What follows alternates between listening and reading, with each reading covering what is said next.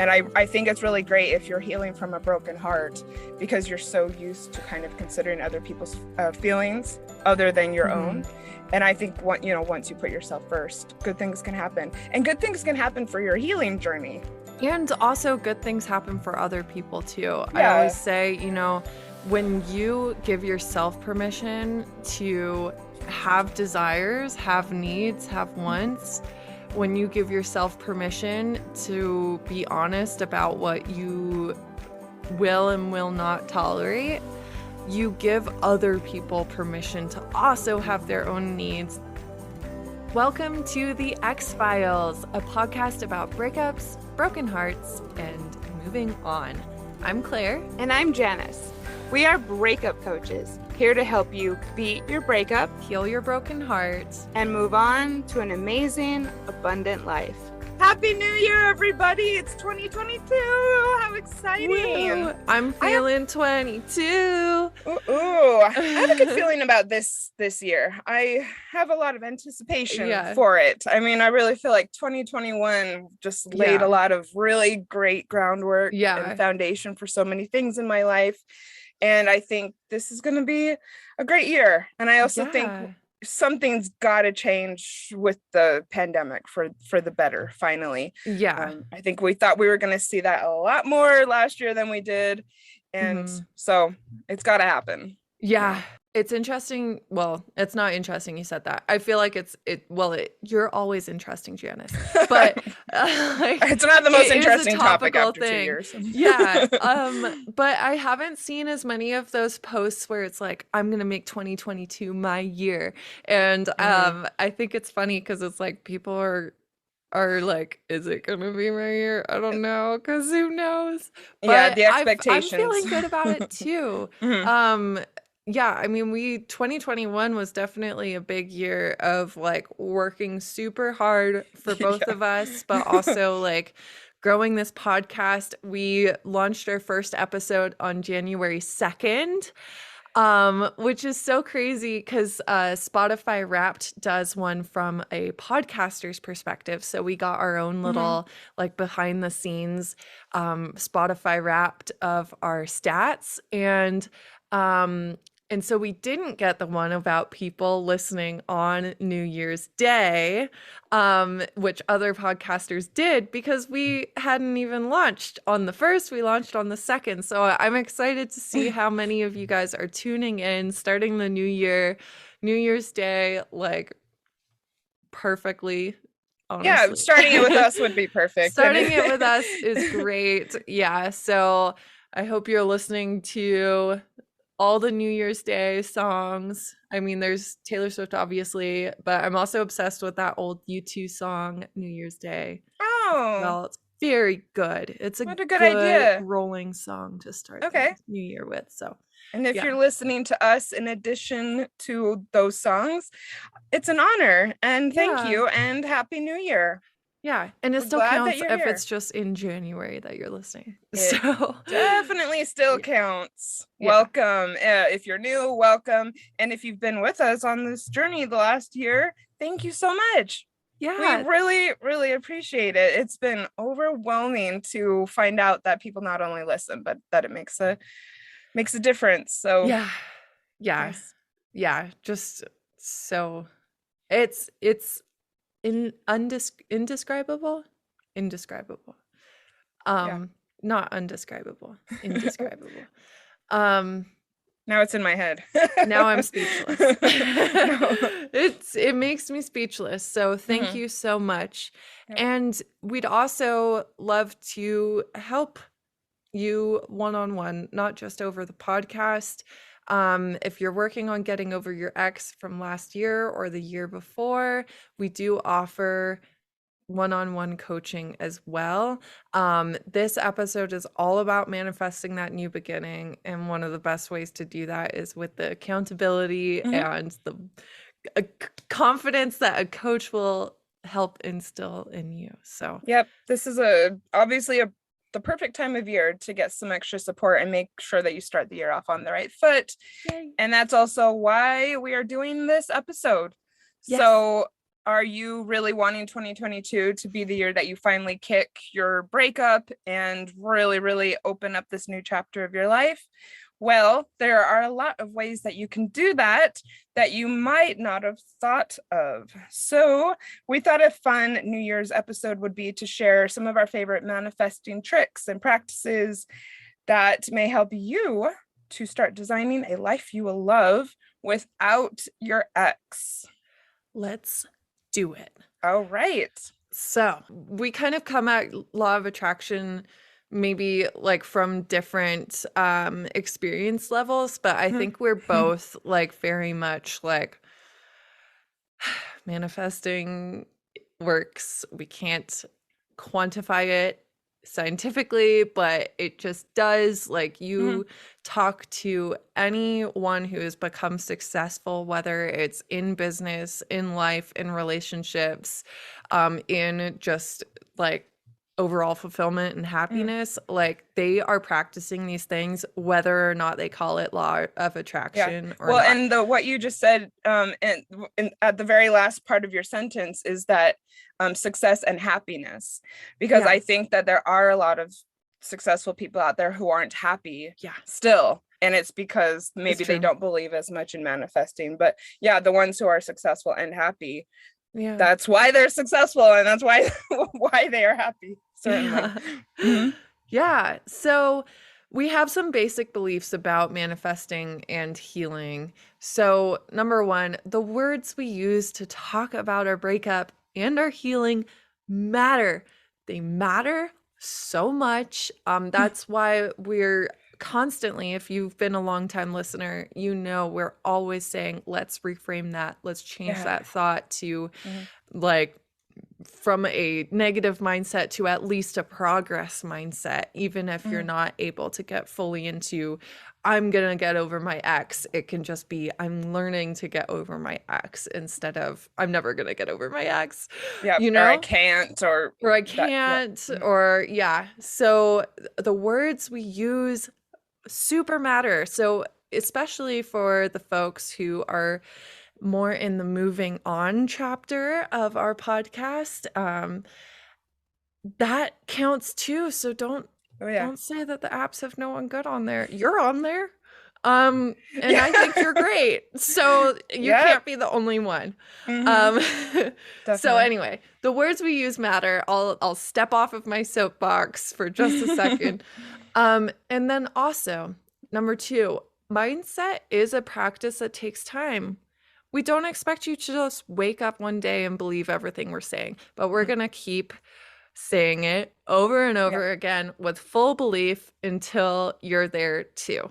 So especially if you're not used to living this way, in quotes, I can say from experience that this is something that you got to practice over time before it sticks. Yeah. And also like we were raised by humans who probably didn't know much about this. Just chances are, it's likely a lot of your formative experience was lack focused and, you know, not abundance focused like this. All right. We also believe that visualizing what you want your life to look like is the first part in making it happen. And as far as visualizing goes, that is something that we will be talking a lot about on this episode. And the law of attraction works when we reprogram ourselves to be happy no matter what the circumstances, at least most of the time. You know, you're allowed to have your bad days. Claire and I both do. You will be happy no matter what the circumstances. That too is a practice. And I'm just going to throw this in. There's a lot of misconceptions about the law of attraction. And please remember that the law of attraction is not actually about manifesting free cars or millions of dollars. It's about having the feeling that you think these things will bring you and having this feeling most of the time. Okay. I think a lot of people don't understand that, but it's about happiness, not the things. Yeah, exactly. The way I've heard it described is that you focus on the feeling that you will have. So whether or not you get to the goal, you kind of don't care anymore. You're just like, great, that happened, but I was already good, you know? Yeah, Do what makes you feel good. That's what Abraham Hicks is always saying. And then do that some more, and then do that some more. I love it. Let's talk about how to put this into action to get your best year yet.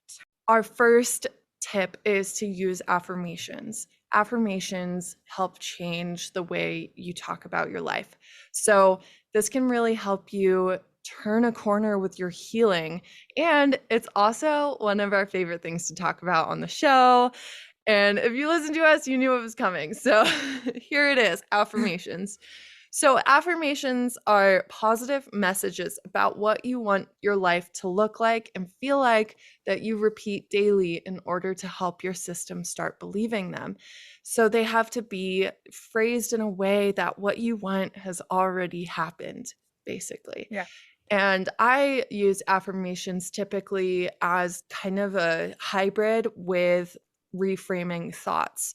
So when a client is having a thought that really bothers them, that's keeping them stuck, that's when we step in and we're like, okay, what's something more positive, more like direction oriented that'll take us to where you want to be that you can still believe? And the way we phrase it is like an affirmation. And I'm like, okay, when you have that other thought, just make sure you add this affirmative thought to the mix. And so we're like sneaking affirmations in. And you don't have to just do it with that. You can use them as part of your New Year's like resolution. Yes, you could even a chapter sort of thing. Exactly. What was that? Or I was going to say you could put them on your vision board even.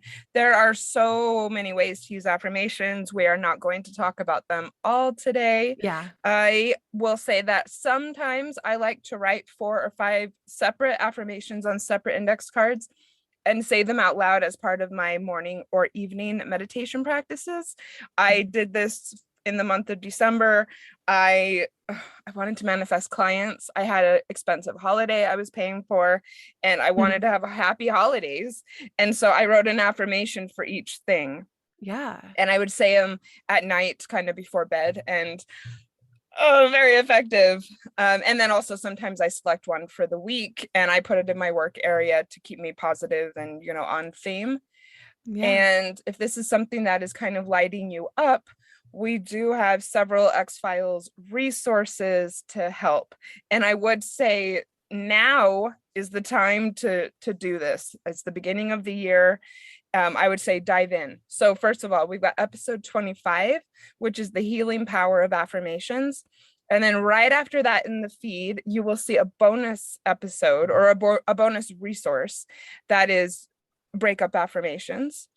And then you will also find that last year we did a 10-day no contact series. So if you're starting the new year with a new commitment to no contact, we have a 10-day series and it included a different affirmation for each day. So let's talk about vision boards. Okay. Yes. If we're going to have a New Year's episode talking about manifesting, it would be kind of hard to leave this out. Claire, do you use a vision board? So I haven't done like a physical paper vision board, at least not in recent history.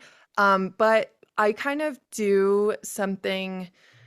I do a couple things. So number one is at least my computer desktop right now is basically a vision board. It's kind of more of an aesthetic of what I want, but I switch out a quote, which kind of helps. You can combine the vision board and the affirmations. So every time I open up my computer and I see my desktop background, right now it says stay inspired, never stop creating. And I know that's like so basic, but creating is what makes me happy. So that's like kind of what everything I do is based on being creative, whether it's with coaching or the podcast or writing, it's all, that's the driving force is the creativity. That's so interesting because I wouldn't say that's mine. And I love that. And you are very creative and I love what it brings to the show so much. And it fascinates me that's what lights you up. I like that. Thank you for sharing. What lights you up? I mean, obviously helping people, like that's in there too, but like I I do was it gonna in this say way impact. so that, impact happens, because I could have been like a nurse or something, and not that nursing doesn't take creativity, but my way of helping people right now is really like taking up that huge part of me that loves creativity as well, Yeah, I think that it's creative is probably what keeps you going in all aspects of your work life, from what I know about you. Yeah.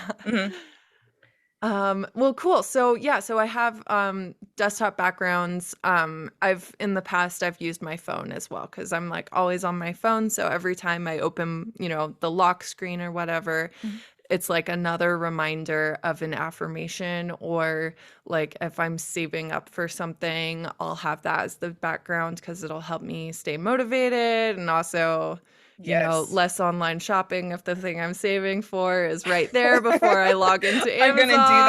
I'm gonna do that, Claire. That's awesome. Yeah, I like that idea a lot.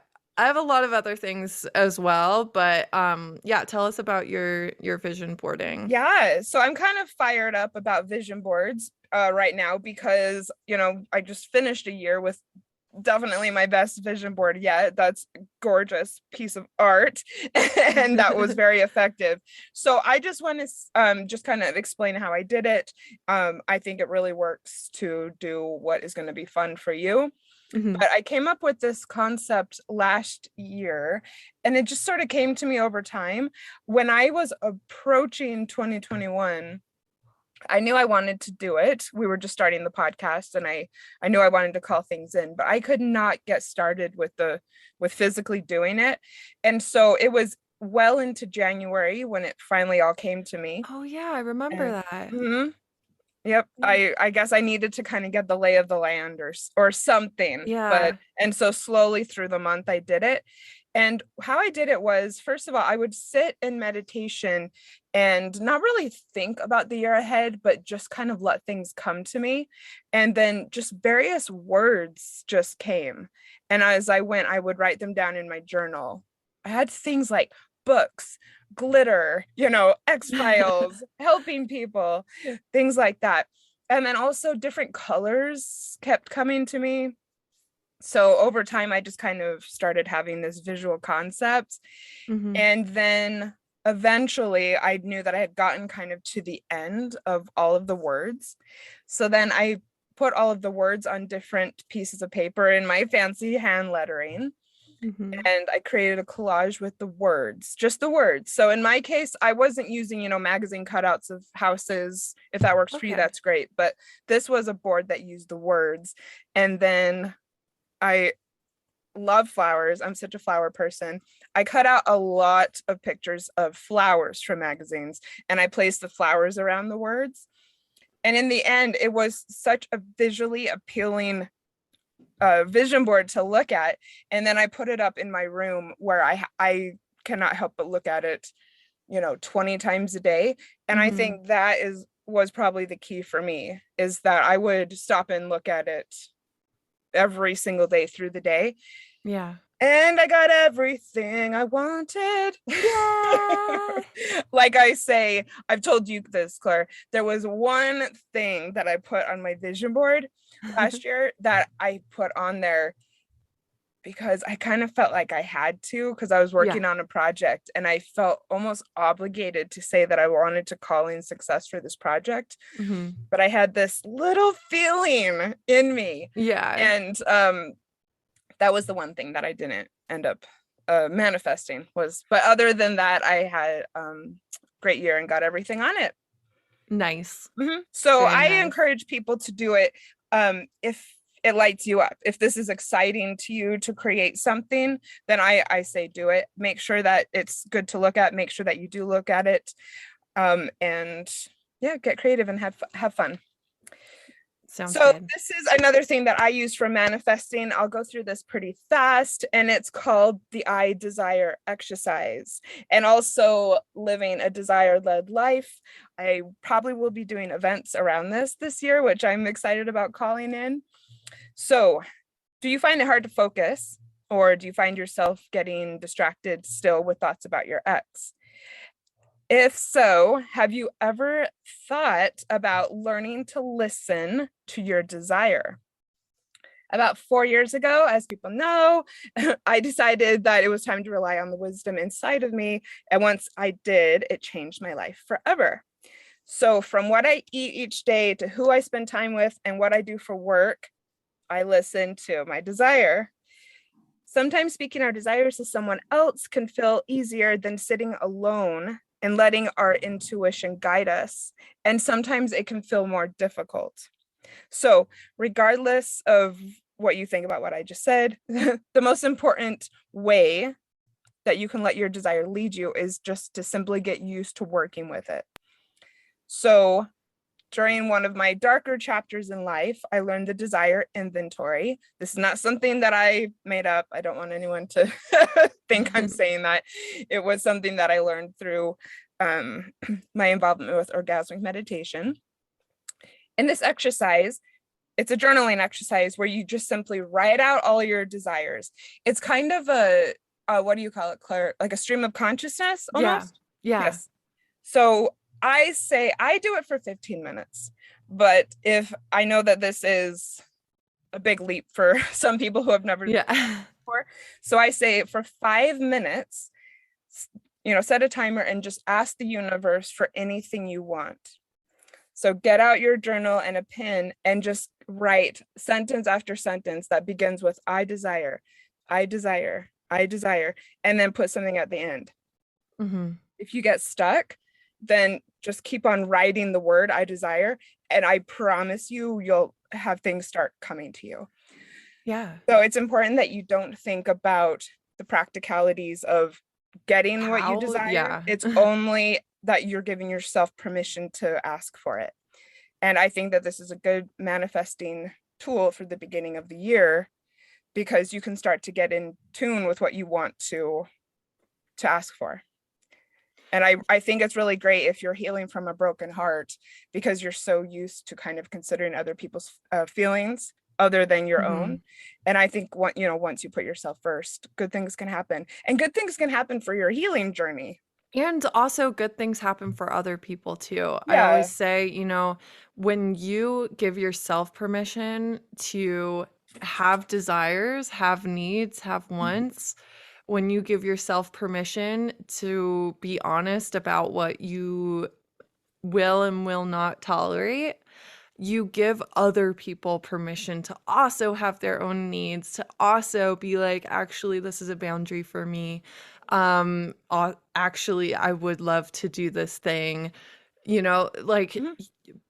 We are like the people we are around. So even by putting yourself first, even though we're kind of taught societally that it's a zero-sum game, that if I'm winning, someone else is losing, that's not the case at all. When you're living in your truth and you're like, yes, I want this and I want that for me, that gives someone else permission to also be like, yeah, actually, I have some things that I would like to do with my life as well, and everyone has different needs and wants. And so like your goals or your desires are going to be different than someone else's. Like, so just you achieving what you want doesn't mean that you're blocking someone else from achieving what they want. Yeah, and I think that's a mindset thing for sure. Yeah. And I think that's like kind of the leading mindset in at least the US, where it's like, if someone's winning, then someone else is losing. But, yeah. Yeah, that's interesting. I'm just sitting here thinking if I ever think that way. And I suppose, yes, if I was 1,000% honest and authentic, which I try to be on this show. And I think once in a while, I am friends and colleagues with a lot of coaches. And I do think once in a while I see other people, killing it. And I guess, yeah, it does once in a while kind of trigger some insecurity in me, in the tiniest way. Like, well, why aren't I having that? Yeah. But though probably people look at me and think the exact same thing because I'm often killing it. But yeah, I guess that's the dynamic. Yeah. So I wouldn't say I often do, but yeah, once in a while I do. Absolutely. Yeah. Yeah. So, keep an eye out for that, and Yeah. be gentle with yourself. If Mhm. that's like a fear around having desires and stuff, then let's work through that. So Yes.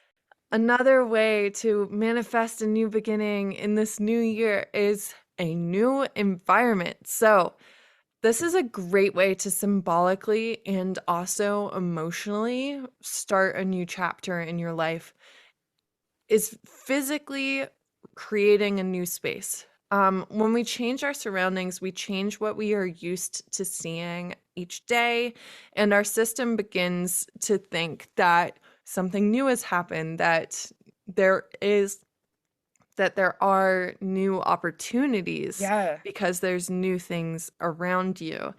And also a freshened up space just like feels really good anyway. So in a lot of cases, people end up moving towns and changing their living situation due to a breakup. Like definitely, if this is calling to you, think it through really well. I mean, Janice has definitely talked about, like in the past, doing things very spur of the moment, especially with big moves.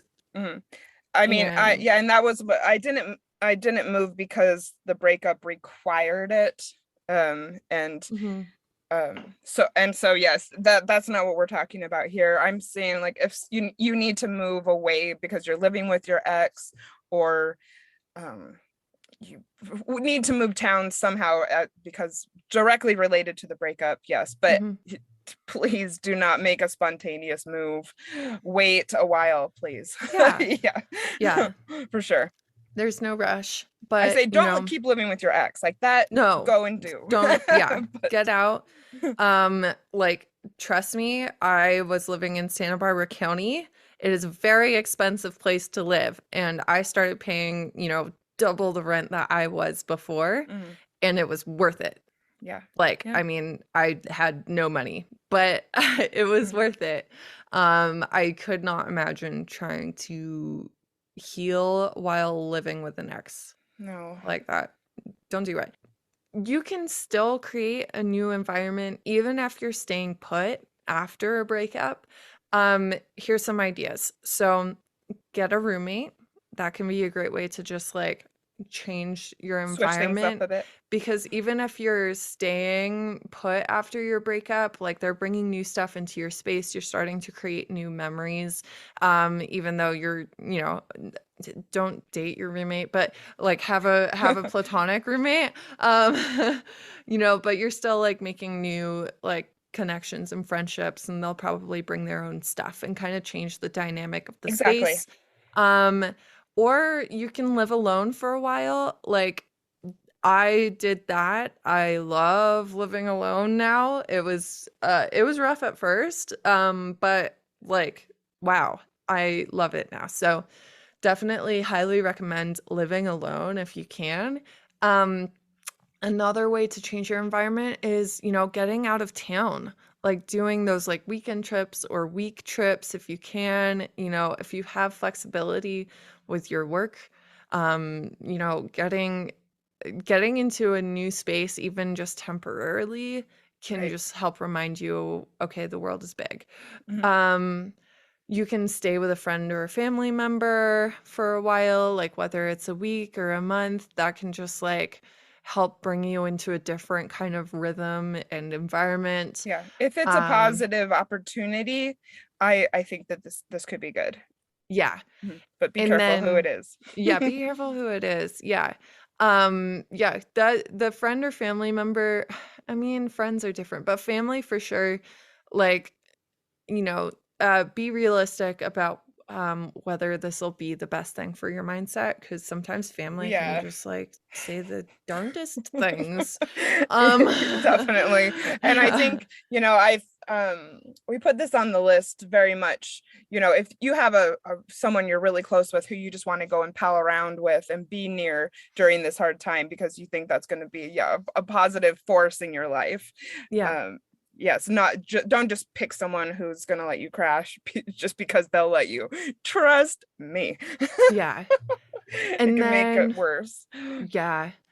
And then My top tip is always getting new bedding. If you do nothing else, the bedroom is just it's an intimate space you shared with someone, and I feel like it's good to like clean out that energy Yeah. and have fresh sheets We ready to gotta go. get some sheet sponsors, I think, for X Yeah. Files, and we will Oh, promote the yeah. hell out of you. Oh, I totally. I Oh my like God. that tip. And then just a general redecoration of your space. This could be also just a really good project to use to distract yourself right now, and that could put you in an entire new environment. So get out Pinterest and move your furniture around and start sprucing up the place.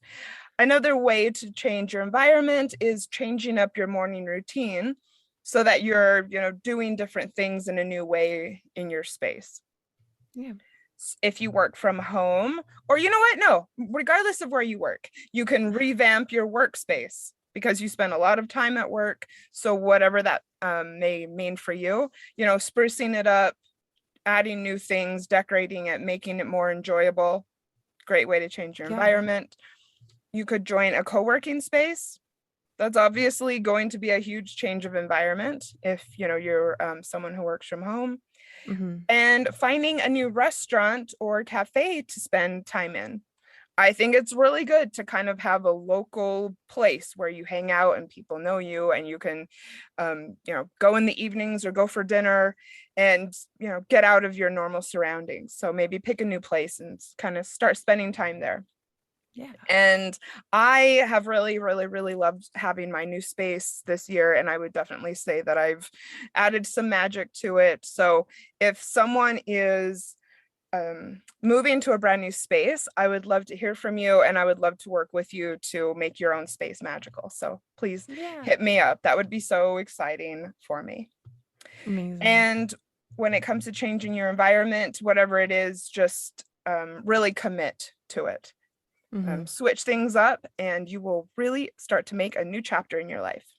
All right, so if you are ready to use 2022 to start a new chapter of your life, you could begin with manifesting visualizations. Visualization is often referred to as meditation. It's a little bit different, and it is a powerful way to create the new life that you want. There are many ways to use visualization to do this. So I'll share a couple of my personal practices.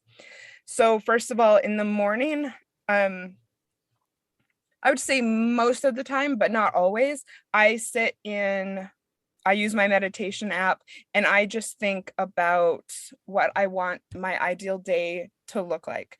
Sometimes I think about my ideal day in general, kind of like visualizing what I want the future to look like. But often I think about that day and the things that I need or want to do and how I want everything to flow. And, like even when I want to take my break, and definitely how I want to feel while it's all happening. That's one way to do it. And then I started something in 2021 that was quite powerful. And that is what's called the workshop when it comes to law of attraction. And that would be at noon, I would stop and I would go to my meditation mat, and then I would visualize what I want my ideal future to look like, the programs that I want to create, the things with X Files that I want to happen, the things with my apartment that I want to happen, my impact, my social media numbers, just everything in my ideal future that I want. And I mean, it was like as big as I could possibly think. And that is really the point of this, is that you don't set any limits on this type of visualization. You just think, if I could have my biggest dreams come true, what would it look like? Sometimes I would write this out in my journal, and I have some really cool journal entries from when I was doing this daily. And I would definitely recommend it to others. It's, fairly simple, but I still think that people limit themselves from thinking big. Yeah. And it's the beginning of the year. You've just, healed from a breakup. This is the time to start calling in the life that you love. So don't put limits on it. It's like a a vision board, but just in your mind. I think we all like work slightly differently. So maybe like listening to an affirmation track is like the way things work the best for you. Maybe visualizing is really, really effective for some people. Maybe it helps to have like a physical board that you're looking at. Maybe writing it out helps, but maybe like all of it. Yeah, all of it. Honestly, though, the more ways you can experience what you want, the more your brain will start to um, accept it as possible. There's something called your reticular activating system, which is how your brain decides what to perceive. So I'm not a numbers person, but there's lots and lots and lots and lots and lots, like millions of bits of data basically in every second that you can perceive through your skin or your eyes or your ears and whatever, but your brain can only really process like 200 bits of it. So it's like 0.001% of reality that your brain is allowing you to see because, it's just too much. And how it chooses is it makes assumptions based on your previous experience. So whatever you've experienced in the past, it's like, well, that'll probably continue. So we're going to like make sure to let in information that supports our prior experiences. And it also uses your beliefs. So what you believe is literally what you're going to perceive. But the great thing is you can retrain this because your brain doesn't really know the difference between when you are visualizing something in your head or imagining something happening. It perceives that really as reality at the same time. So when you visualize something and you visualize what you want, even if you have no idea how you're going to get there, like that's not important. Don't worry about that. Just visualizing what you want, your reticular activating system starts to get new programming. They're like, well, apparently this is possible because we just experienced it at lunch when we did our workshop. Even though it was just in your mind, the RAS now is like, okay, we're going to let in information that supports that new reality. Yes. Yeah, so it's really incredible, but your beliefs change how you experience life. So if you are putting in the work to change your beliefs, things literally do change because I mean, it's just true. We've experienced it, and remember that anything that's created is created twice. The first time in someone's mind and then the second time physically. Oh my God. It has to start in your mind. I mean, there's no other way that anything is created. Yeah, exactly.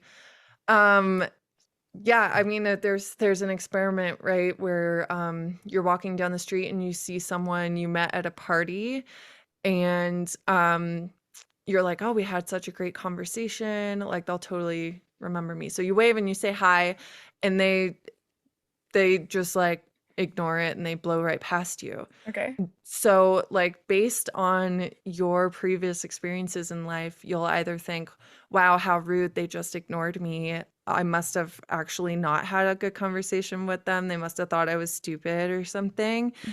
Or you could be like, oh, they must be really busy and they didn't see me.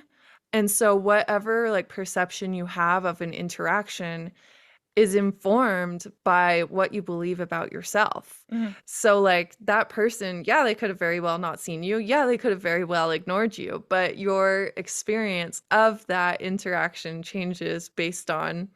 Yeah, and I suppose how personal you take it. I mean, maybe they did ignore you and you're just like, well, fuck it, I don't care. Yeah, exactly. You could be like, they ignored me and I don't care. I wasn't the rude one. Go on with your day. Yeah, exactly. Yeah. So, it's just like, so you'll notice it. There's like people who get like really, really upset about things that maybe wouldn't upset you. And that's like a minor example of this, So yeah, that's really cool. I love visualizations. So next up is setting daily and weekly intentions. So intention setting, I think is really important.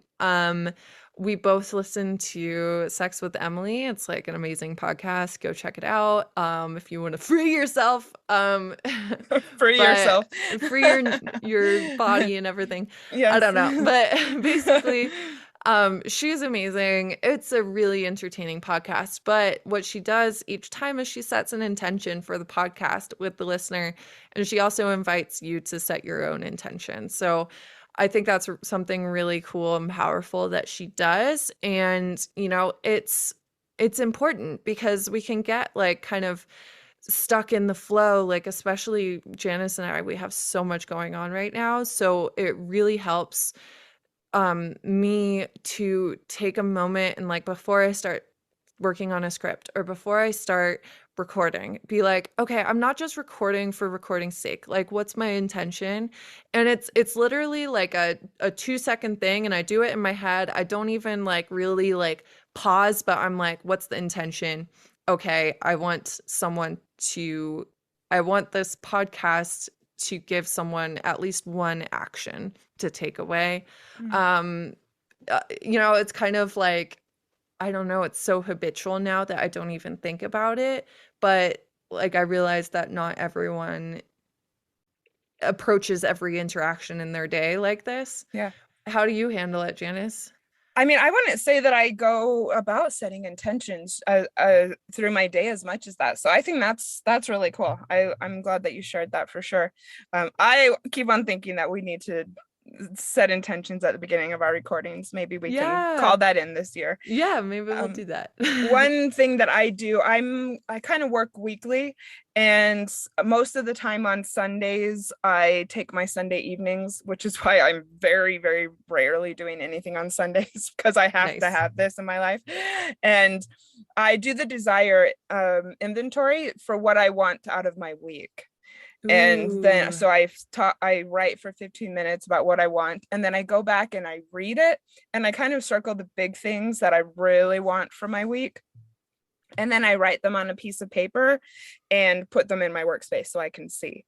And it's just intentions for my week, and it could be things I want to accomplish, ways I want to feel, something I want to do for myself, whatever comes to me when I'm doing the desire inventory.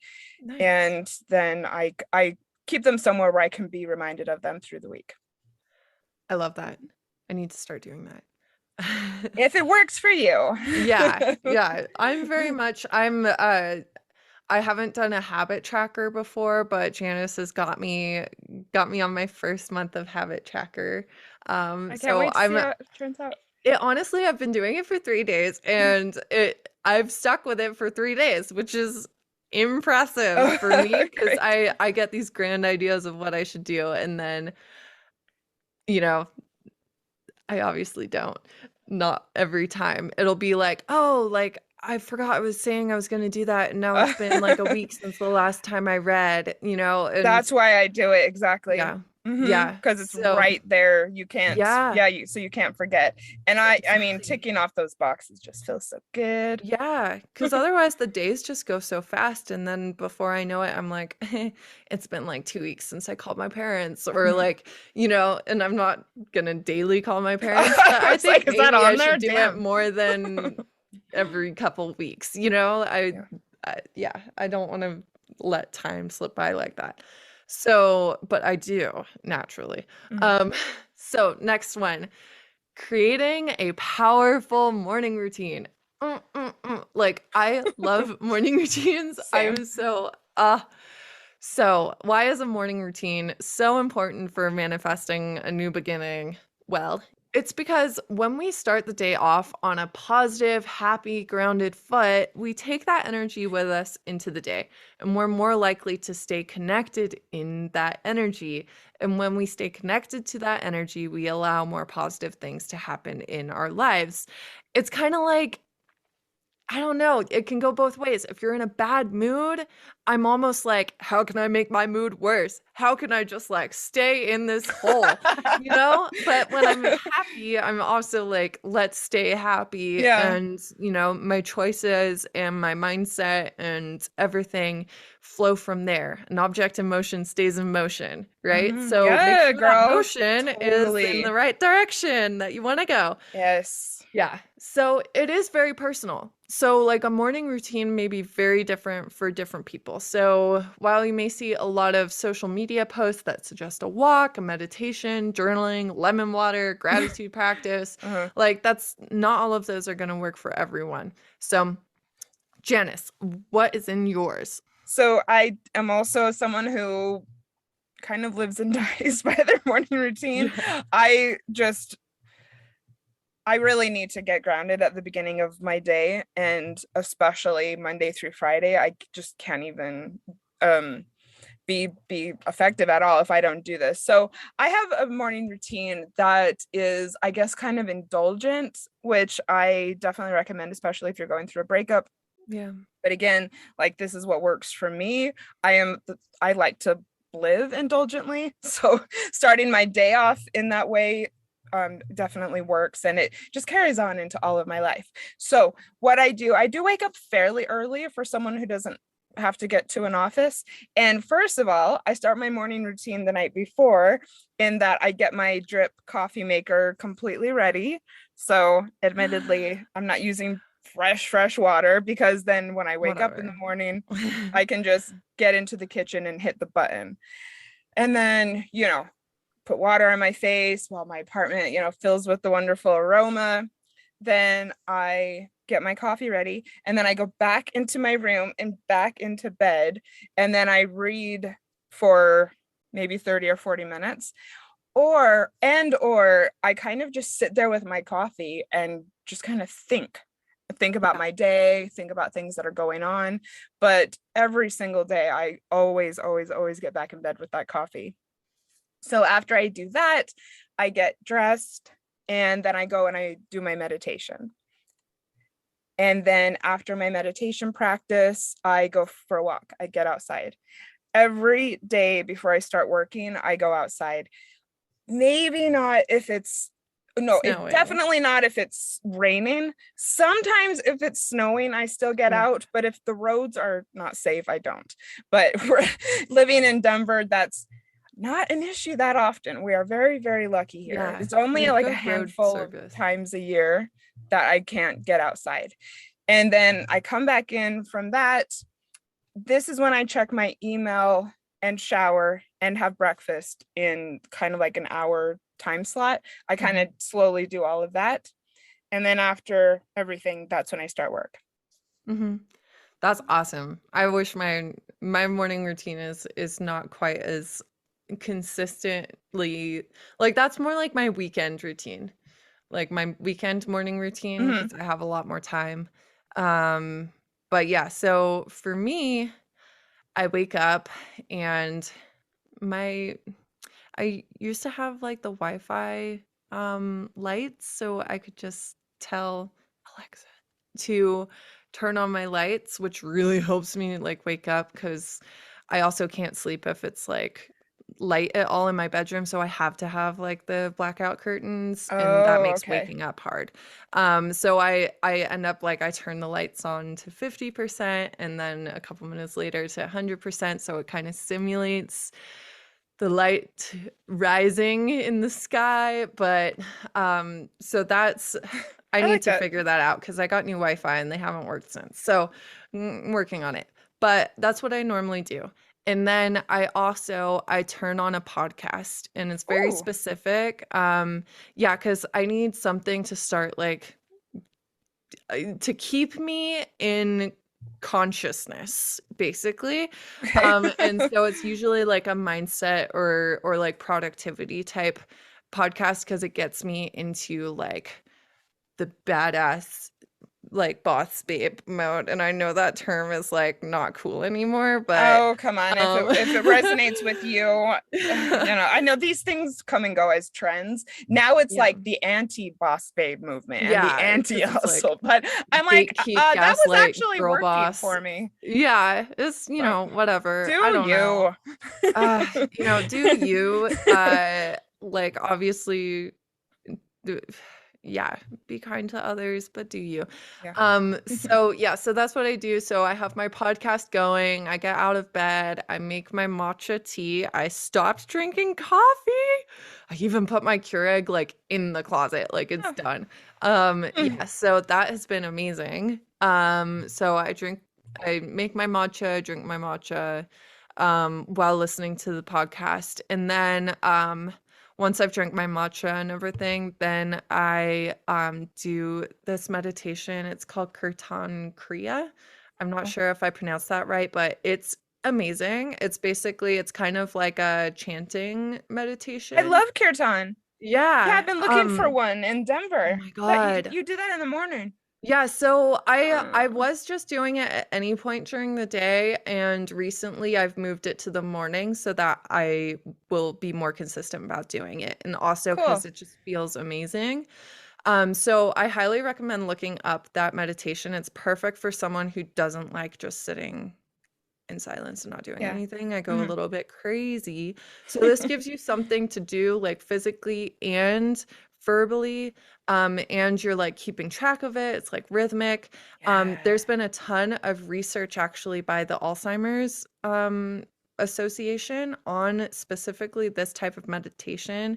It helps improve memory, slow the onset of Alzheimer's. It's just like very scientifically backed up. Cool. So I'm doing it. If you're one of those people who's like, meditation is so woo-woo, like I'm a scientist, this is your meditation, do it. Like, I mean, it's all backed up by science. This one just happens to have a lot of like documentation behind it, if that's your thing. So so that's what I do. And then I jumped on this podcast recording. So much shorter. I'll be eating breakfast in a little bit. So I will actually go and walk after this is what I do on the mornings we record. Because dear listener, we record a bit early. I would have to say, I think people would be a little surprised to hear about our schedule. It's still quite early where we are. Certainly was early when we started. We're in the rise and grind kind of period of our lives right now. So. And I embrace that about us. And I just wanted to throw in a tip that I think I've mentioned on the show before, but I started sleeping with my blinds open recently, and that's because I am up high in my building.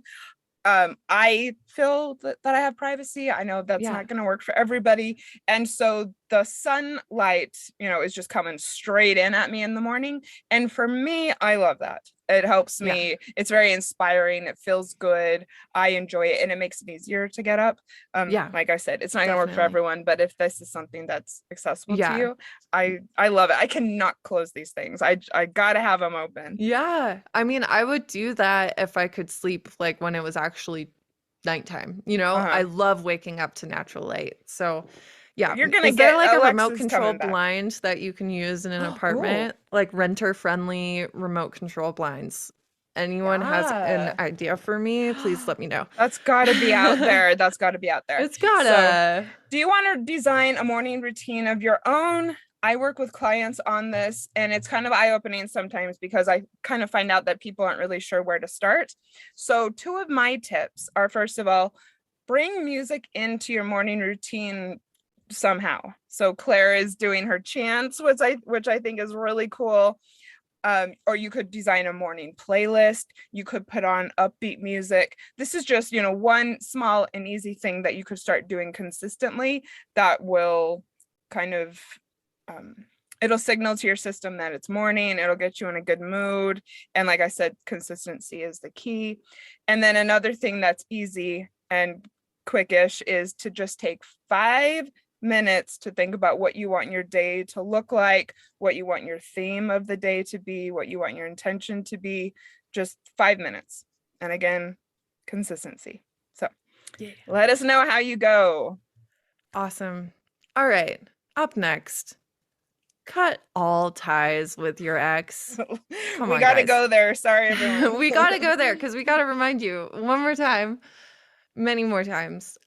If you're ready for a fresh start, if you desire to have this year to be a powerful one and leave your ex in the past, have you cut all ties with them? Are you still in touch with them? Is the door still open? Do you look at old photos and messages? Are you looking at their social media? Are you seeing if they're looking at your social media?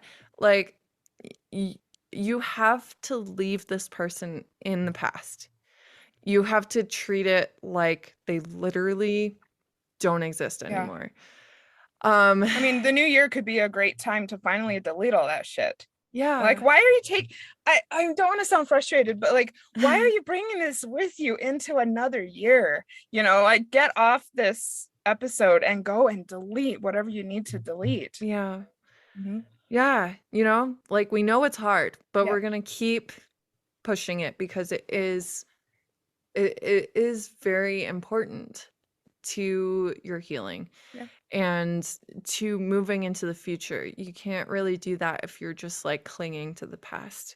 So, you know, use this new year to make a new commitment to disconnecting from this person. Nothing will hold you back more than continuing to connect with your ex, and that includes looking at messages and photos. We have a ton of episodes to support you. So, check out episode 2, No Contact, episode 4, So You Want to Get Over Your Ex, episode 11, Social Media After a Breakup, and episode 15, 10 Breakup Commandments. Those are a few that, you know, especially if you're going through a weak moment, just like put one of those on, and sometimes that'll be like the motivation to, you know, get into a better headspace and resist the urge to, or just have the urge just go away. Like I find that's a thing sometimes, you know, like if you're struggling with something, put on something that's inspiring you to do what you actually want to do, not just what you're being urged to do. I mean, if you follow any of what we're talking about in this episode, I think that you'll maybe even quickly start to lose the urge to be in touch with this person and to go back and look, because you're just gonna be high vibing. And you know, when you're high vibing, you don't want to do things that are gonna low vibe you. So it really does create, you know, like this spiral effect, chain reaction, snowball. So go and do it now. Manifesting a new chapter of your life. If you're not really sure where to start, you could focus on your health. So I don't want to do anything, you know, put anything out here that is restrictive or that's going to, you know, take a lot of discipline. But if you aren't really sure where to start, I would maybe just start here. When we feel good, it creates a chain reaction that allows for more good things to flow into our life. Focusing on health does not mean signing up for a new year, new you program or doing anything drastic that isn't pleasurable. It will vary from person to person, but it could mean getting outside more, increasing your water intake, learning how to cook new dishes. That could be a great breakup thing to do, or a daily stretching routine. I mean, I'm guessing that everyone has something related to their health that they'd like to put a little more focus and energy on. I mean, now is your chance. Before I moved to the States, I had kind of this, you know, one of probably the 4 spiritual awakenings that I've had in my life. And I decided to put focus on my health because I started walking and I just started feeling so good. And so then, you know, I started eating more salads. Then I started sleeping more. Then I started having like kind of a crazy amount of water as soon as I would wake up in the morning, because it built on itself. And I will say it led to a lot of clarity.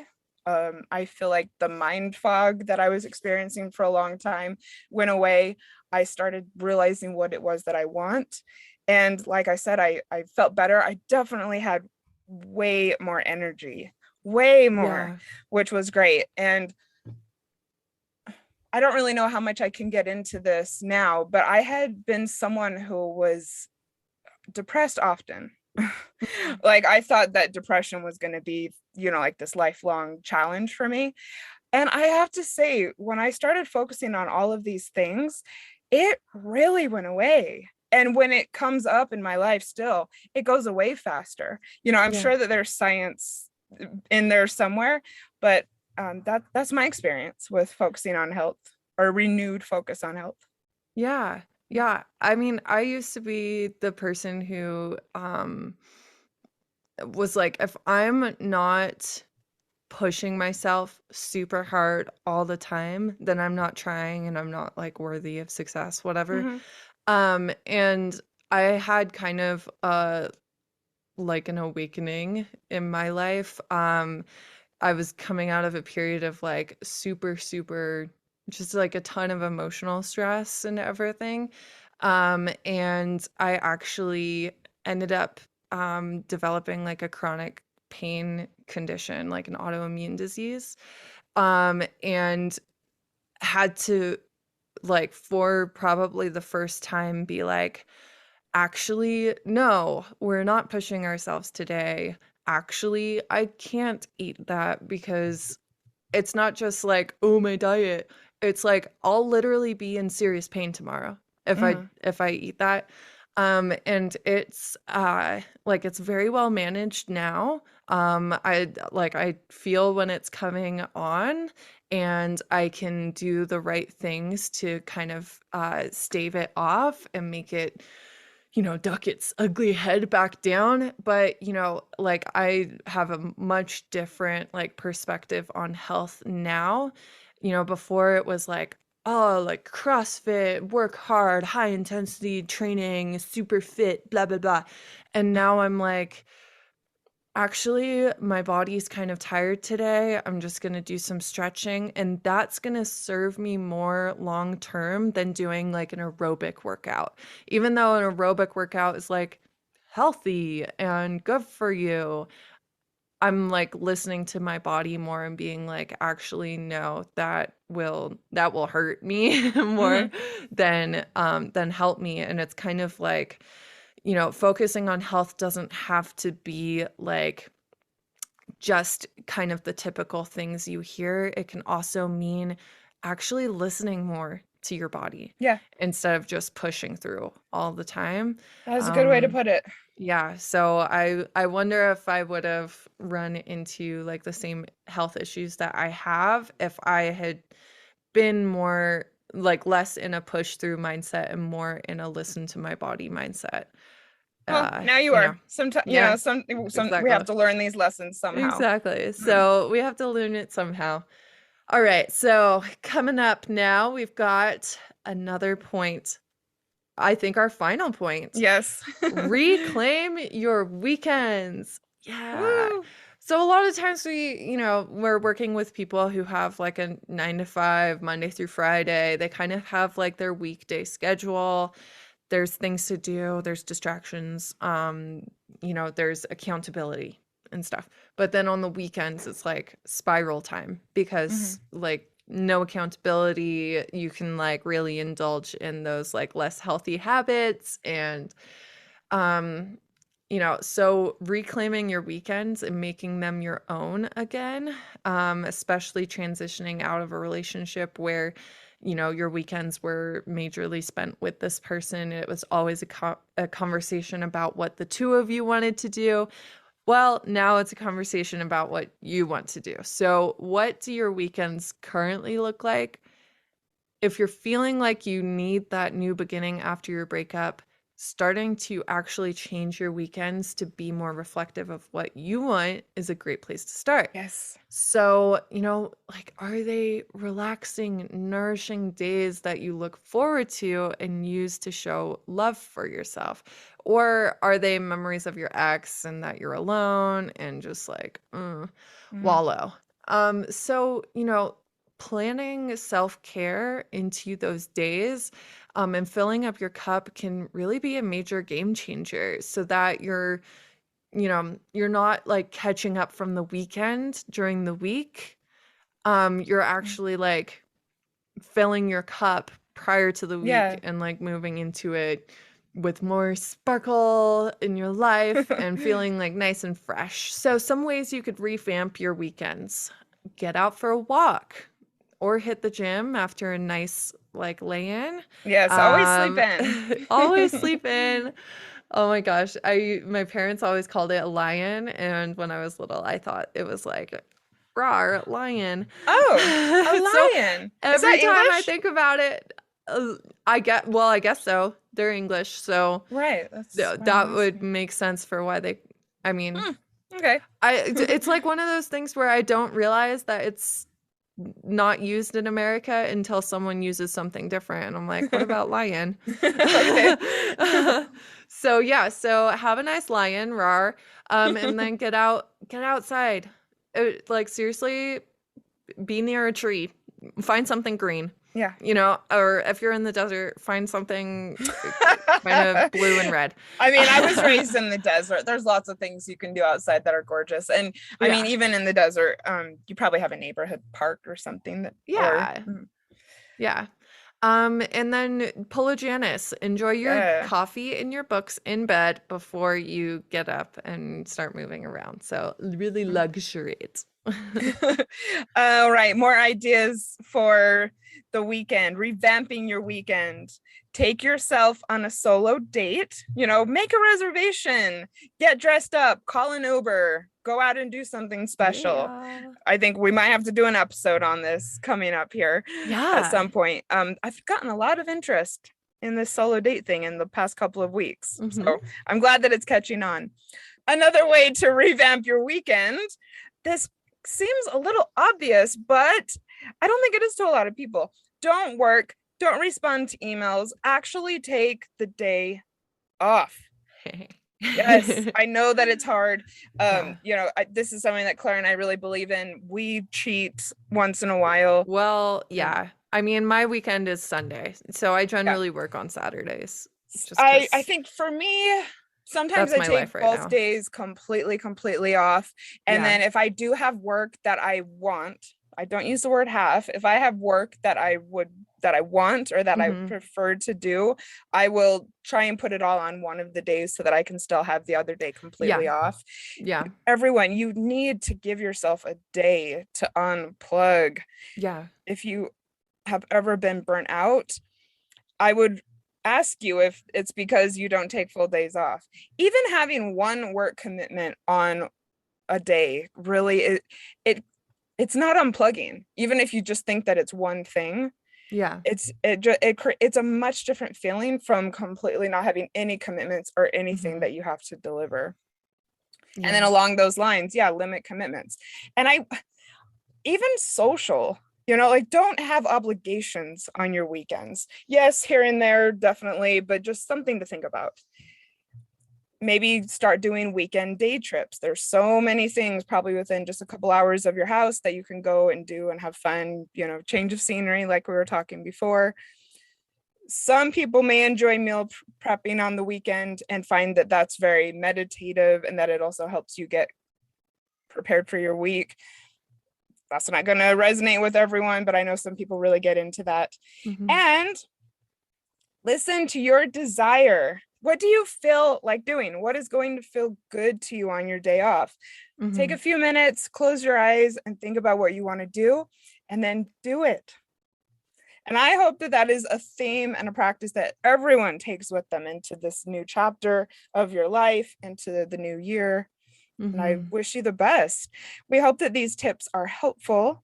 And if you are looking to make this year the best year yet, and to make it one where you will finally be able to leave your breakup in the past, we wish you all the luck in the world. Like, seriously, it's so exciting to be doing a New Year's episode after being with our audience for a year. Yeah. And, like, really, we wish you all the best of luck. Let's make this happen. Seriously, this is our year. Let's do it. Yeah. We're here if you want extra support. You know where to find us. Yes. What did you think of our tips? Are you energized for the year ahead? If you love this episode, we would really, really appreciate it if you would start the year off with some gratitude and paying it forward and leave us a review on Apple Podcasts.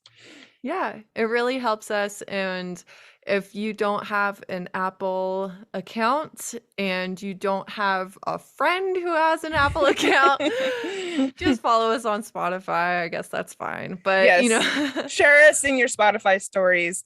That also helps to get exposure for the show. And we really, truly appreciate everyone that left us reviews last year and everyone who's about to leave us a review after listening to this. Yeah. And if you start using any of these like tactics for your new year, tag us. If you like have a post or a story about your new morning routine or your meditation practice you're starting, please tag us. We'd love to support you and give you some love on that post. And yes, please. Yeah. Awesome. Hey, well, happy New Year. Very, very happy New Year. We'll talk to your ears very soon. And bye. Bye. Thank you for listening to X-Files, a podcast about breakups, broken hearts, and moving on. If you liked this episode, please help others find us by leaving a review on Apple Podcasts or by following the show on Spotify. And if you'd like to connect more with us and learn about breakup coaching, find us on Instagram at X-Files Podcast.